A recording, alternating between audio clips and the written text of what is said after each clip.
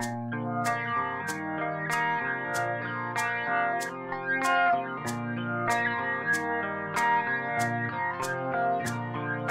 war eine heiße Märzenzeit, trotz Regen, Schnee und alledem. Nun aber da es Blüten schneit, nun ist es kalt, trotz alledem. Trotz alledem und alledem, trotz Wien, Berlin und alledem. Ein schnöder, scharfer Winterwind durchfröstelt uns trotz alledem. Die Waffen, die der Sieg uns gab, der Sieg des Rechts trotz alledem, die nimmt man sacht uns wieder ab, samt Kraut und Lot und alledem.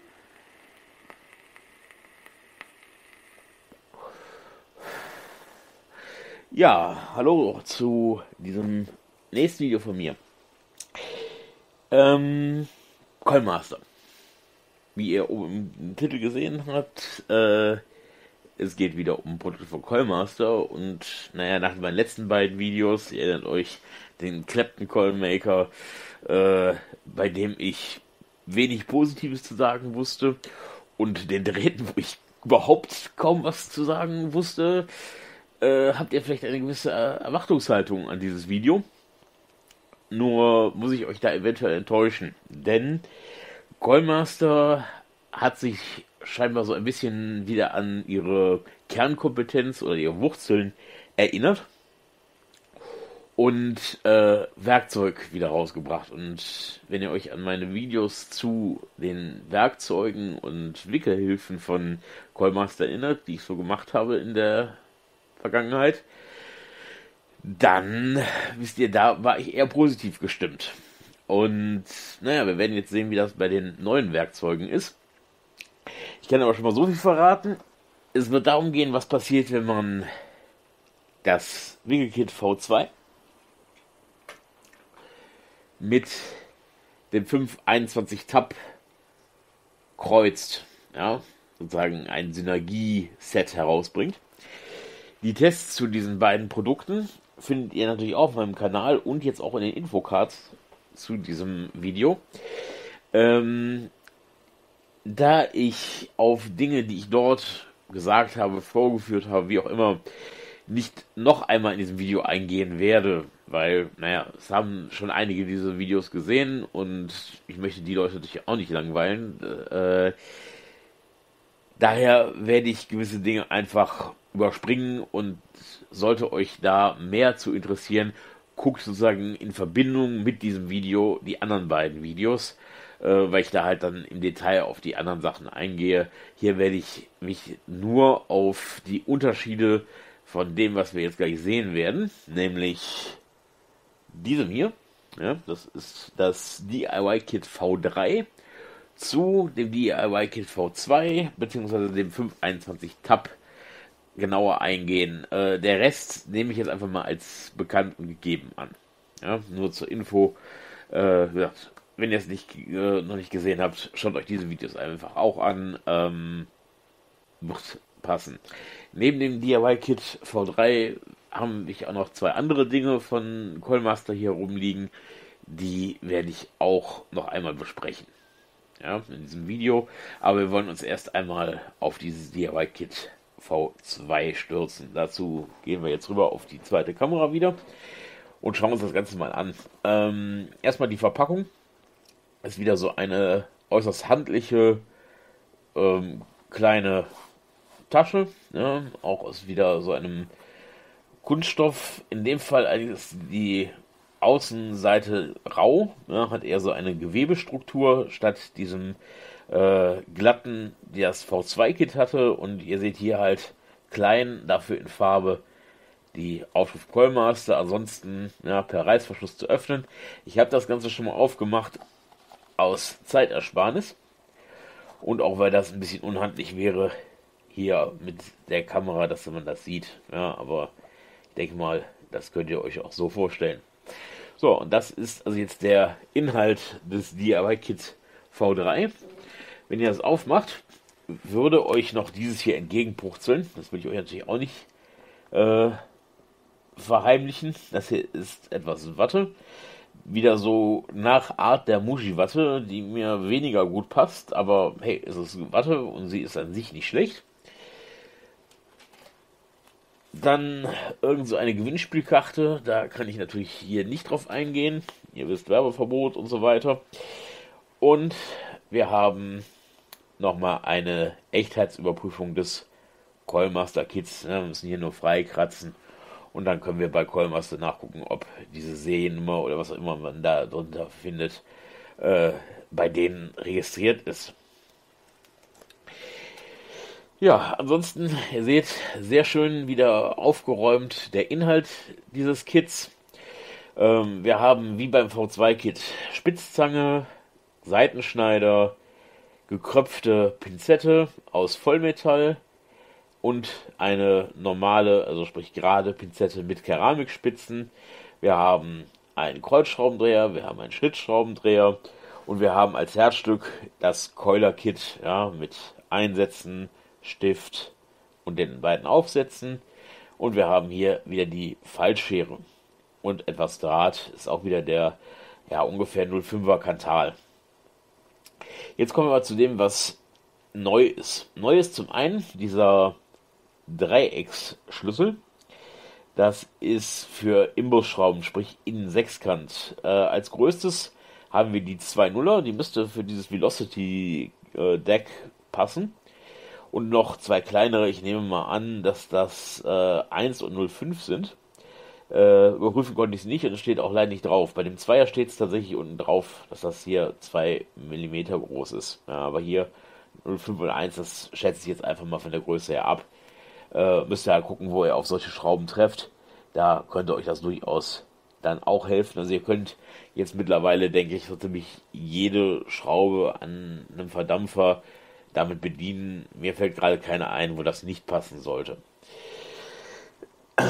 Dann als allergrößtes Herzstück jetzt das 521 Mini. Das sieht so aus. Ich halte nochmal den Klassiker daneben. So müsstet ihr das halbwegs sehen können. Ja, man sieht, das ist etwas breiter geraten als das Original. Dafür ist das Original tiefer oder höher oder wie auch immer man das ausdrücken möchte. Funktionell unterscheidet sich das Ganze folgendermaßen. Wir haben zum einen nicht den Aufsatz bei dem Mini, um Volt an Akkus zu messen. Ja, also dieser Messaufsatz hier fehlt. Zum anderen hat das Ding keinen USB-Anschluss hier. Ja, dieser USB-Anschluss fehlt. Ihr könnt also den Akku, der hier drin ist, nur extern laden und nicht hier über USB-Anschluss. Ansonsten von den grundlegenden Funktionen, die den Verdampfer betreffen, ist das gleich. Wir haben hier einmal die Messeinstellung, ja, Meter, und einmal die Feuereinstellung. Ja, und dann zeigt er hier auch wieder die Spannung des eingebauten 18650er Akkus ein, der hier hinter dieser Batteriefachklappe liegt. Gut. Ansonsten von der Haptik her, es ist leichter, das Mini ist ein bisschen leichter als der Classic, und der Classic fasst sich ein bisschen schöner an, ja, zumindest für mich, weil einfach er nicht ganz so breit ist, er ist eher schlank und hat ein bisschen mehr Gewicht, was mir beim Wickeln besser gefällt, aber hier auf dem Mini ist das durchaus auch in Ordnung.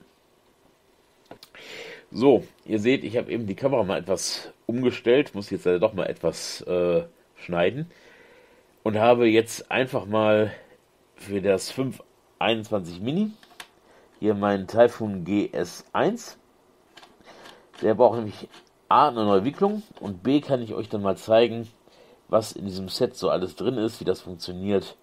Und das gibt mir eine gute Überleitung auf das andere Produkt, was ich hier noch von Coilmaster herumliegen habe. Dementsprechend fand ich das eigentlich so ganz praktisch. Was brauchen wir aus dem Set für diese einfache Wicklung? Wir haben hier den Coiler, ja, inklusive hier jetzt dem 30 mm Einsatz, den Kreuzschraubendreher und der Seitenschneider. Ihr seht, hier ist der andere Seitenschneider noch drin, aber den hatte ich jetzt aus dem Kit V2. Ihr seht, es ist genau der gleiche. Ich weiß, die Werkzeuge sind jetzt nicht das Nonplusultra, ja, an Qualität, sind eher, naja, sag ich mal, günstiger Machart, aber wie Philgut in seinem Dampfpalaver schon sagte, mehr brauchen wir als Dampfer auch nicht. Ja? Wir brauchen so selten unser Werkzeug und die Drähte sind so dünn, dass wir kaum etwas Stabileres brauchen. Ja? Klar, großartig heimwerken kann man ja nicht, aber wie gesagt, für Verdampfer ist das vollkommen ausreichend. Gut, wir fangen an, eine Coil zu machen. Als Draht verwende ich diesen von mir selber gezirbelten 03er Nickel-Chrom und werde den jetzt entsprechend keulen. Dazu setzen wir den Einsatz hier in diese Kappe ein.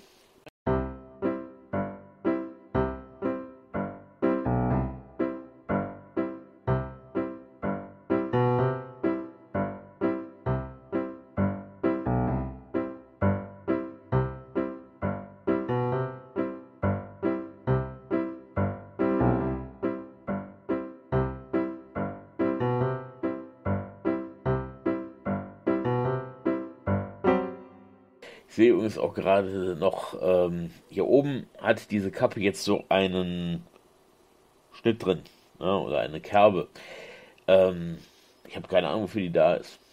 Muss ich ehrlich gestehen. Ich habe mal ein bisschen rumgeguckt, was ich da an Infos finde, aber ich weiß leider nicht, was diese Kerbe hier soll. In der Kappe. Keine Ahnung. Wofür die genau da sein soll. Vielleicht irgendwie Drahtführung oder sowas, ich weiß es nicht. Aber wir wollen jetzt erstmal sehen, dass wir hier die Coil fertig kriegen. Dazu packen wir hier den entsprechenden Kappenteil auf und drehen das Ganze.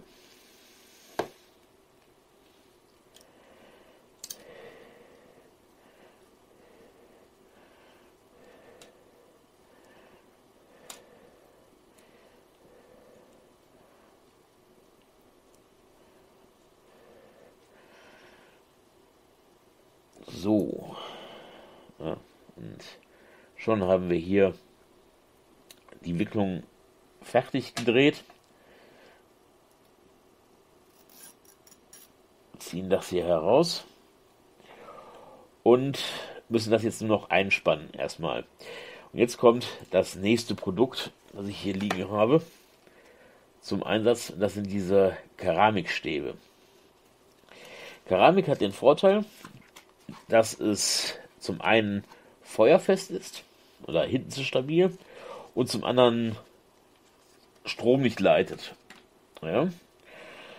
Wir aufmachen, haben wir so ein Gummi-Etui. Ja, hier schön rumdrücken. Und da sind die einzelnen Stäbe drin. Und zwar Größe 20, 25, 30, 35 und 40. Die 15, die wir hier auch noch als Keuler-Einsatz hätten hier in dem Block, die haben sie nicht dabei. Fragt mich nicht warum. Ob das irgendwelche technischen Gründe hatte oder sonst irgendwas. Ja, also ich würde mir natürlich sonst sagen, hier sollte am besten noch so ein der 15er bei, dann würde das hier perfekt zusammenpassen. So müsst ihr halt gucken, wenn ihr unbedingt 15er drehen wollt, dann könnt ihr die Keramikstäbe dann nicht verwenden. Aber wir suchen uns die passende Größe aus. In unserem Fall ist das die 30. Mein Tipp, das Ding immer so hier rausbiegen, weil wenn ihr daran zieht, dann kann Folgendes passieren, dass dieser Griff hier runterrutscht. Die sind nur aufgesteckt. Ja?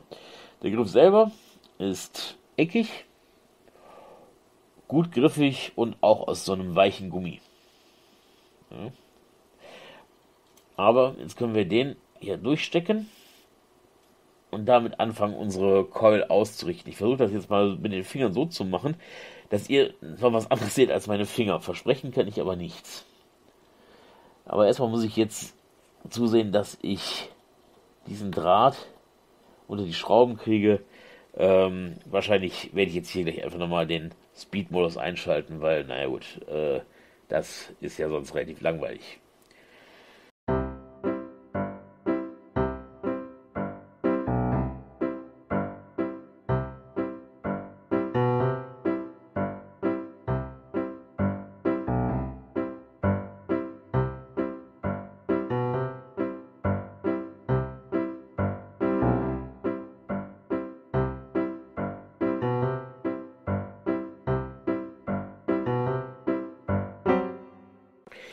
So, schnell und schmerzlos haben wir jetzt die Wicklung hier drauf.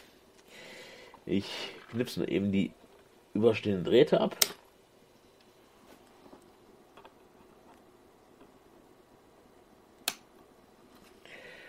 So, nehmen wir erstmal das Ding hier raus. So sehe das Ganze dann jetzt hier aus. So, eigentlich muss ich das so herumhalten, sonst ist das gleich wieder auf dem Kopf. Ja. Als erstes will ich mal wissen, wie viel Ohm wir hier drauf haben.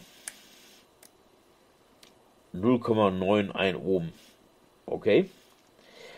Und wir wollen mal gucken, wie das Ding feuert. Dazu drehen wir das hier wieder auf die Feuerstation, sozusagen, oder die Feuerposition und drücken mal vorsichtig und gucken, was passiert. Ja, gerade am Anfang ein bisschen vorsichtig machen, damit die Drähte nicht irgendwie durchbrennen. Und wir sehen, das Ganze sieht schon ganz vernünftig aus eigentlich. Könnte aber noch ein bisschen besser vermittelt werden. Das Schöne ist, ich kann jetzt mit dem Keramikstab hier reingehen. So. Und beim Glühen, beim Dry Burn, anfangen, die ganze Geschichte so ein bisschen auszutarieren. Ja, ich habe die ganze Zeit den Feuerknopf gedrückt und kann ein bisschen rumspielen. Die Sache ist die, das Ganze wird nicht rot glühen in dem Augenblick, weil durch der Keramikstab dem Ganzen die Wärme entzieht. Ja.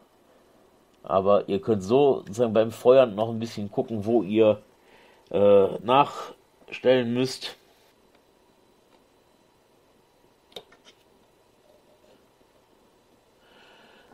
So.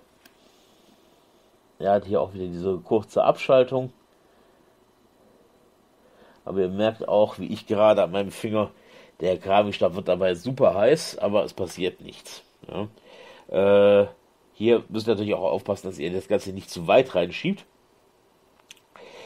weil ihr sonst mit dem Gummi an die Wicklung kommt, dann würdet ihr euch da Gummi drauf schmelzen. Das ist ja auch nicht so schön. Ne? Also schön immer weit weg mit dem Stab, dann mit dem Stabende da rein und dann ausbalancieren.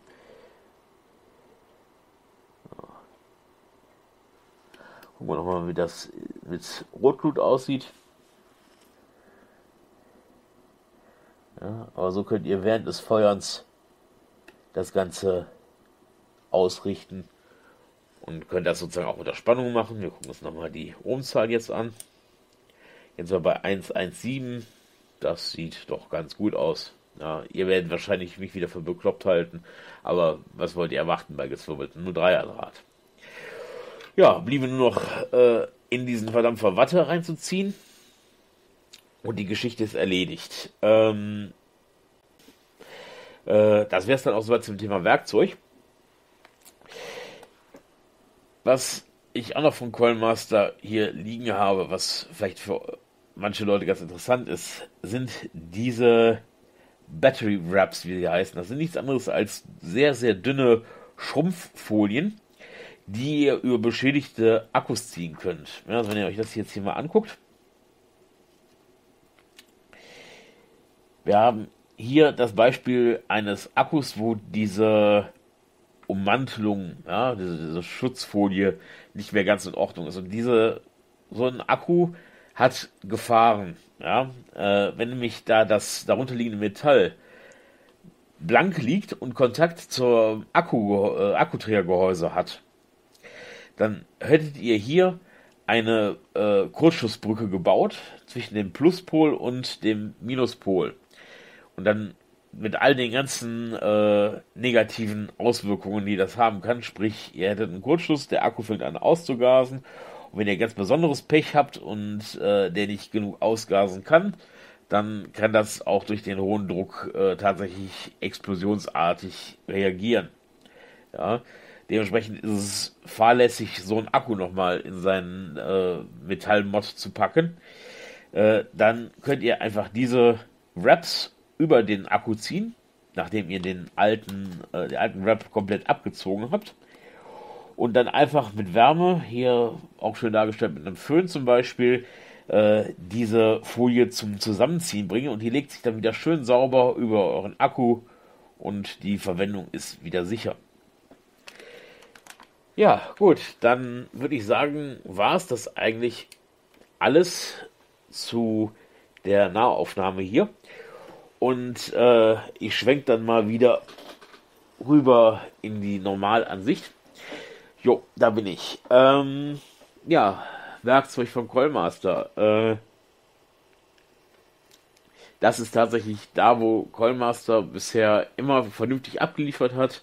Und auch hier tun sie es wieder. Die Idee mit diesem 521 Tab Mini ist gut. Ja, das ersetzt ja das Ohmmeter aus dem V2-Kit und ist eigentlich nur logisch, dass man dieses hier dann durch diesen, ja, ich sag mal, vollelektrischen Wickelsockel ersetzt. Wer das 521 Tab hat, wie ich hier, also das klassische, muss sich aber nicht grämen. Die Zusatzfunktionen bleiben einmal halten, obwohl ich, muss ich ehrlich gestehen, habe bis auf für das Video noch nie da einen Akkuträger gemessen, aber allein die Aufladefunktion hier per USB fand ich schon immer sehr gut.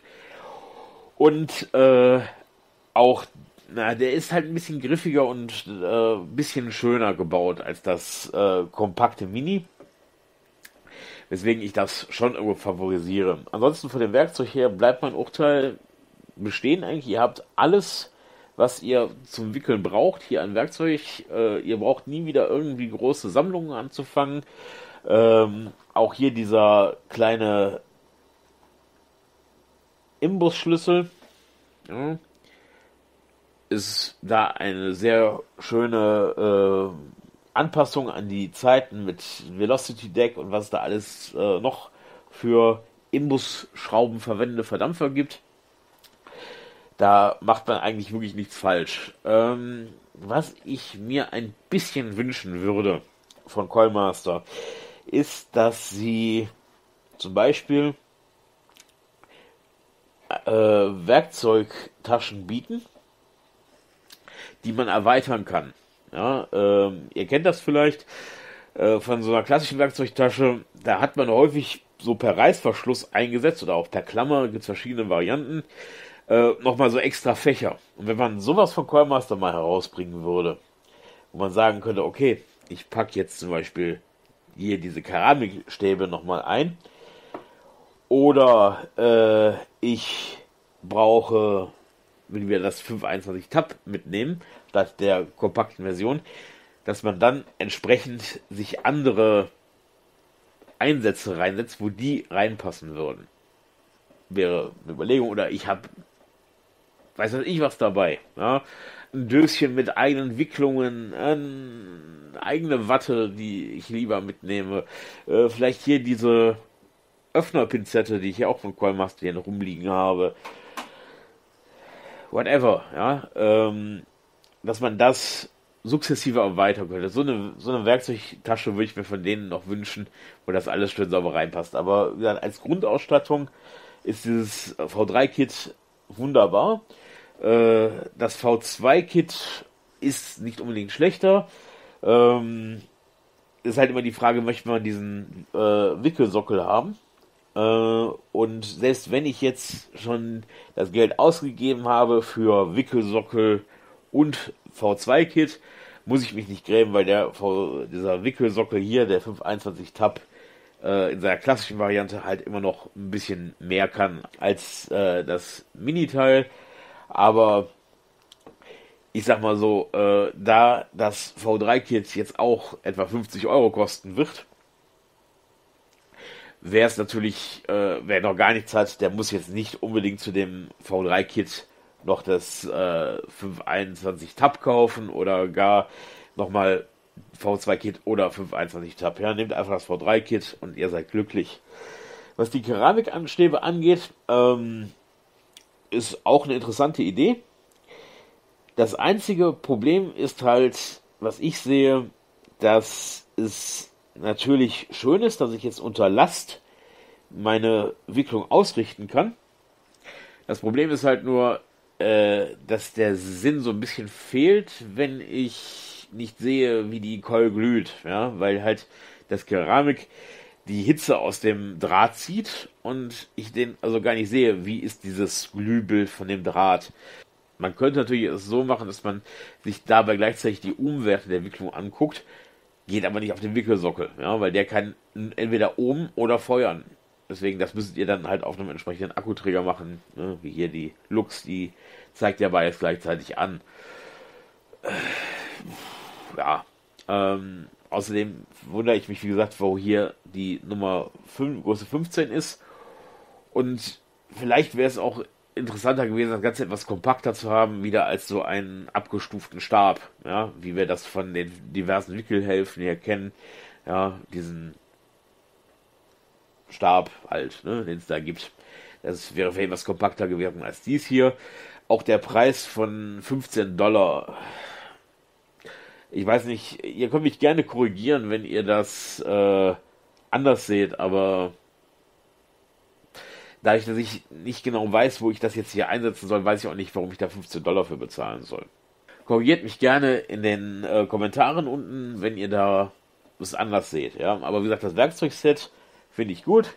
Auch diese Wraps hier, ne, also diese Schutzfolien sind eine gute Idee. Gut, gibt es natürlich auch, weil ich im entsprechenden Elektronikfachhandel, aber so kann man sich auch gut im Dampferladen eben zusammenholen oder sowas. Ja, das soweit dazu. Wie gesagt, das Werkzeugkit bin ich richtig begeistert von. Wie gesagt, wieder 50 Euro, wie das andere auch damals.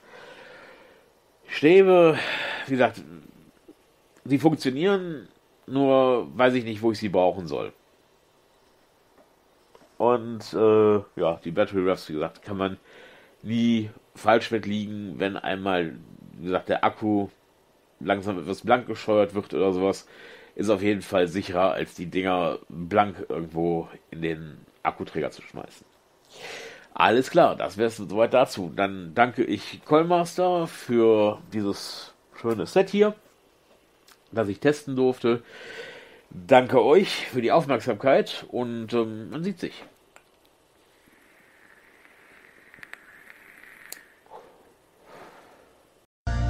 Doch sind wir frisch und wohlgemut und sagen nicht trotz alledem in tiefer Brust des Zornes Glut, die hält uns warm trotz alledem. Trotz alledem und alledem, es gilt uns gleich trotz alledem. Wir schütteln uns ein Gaskawind,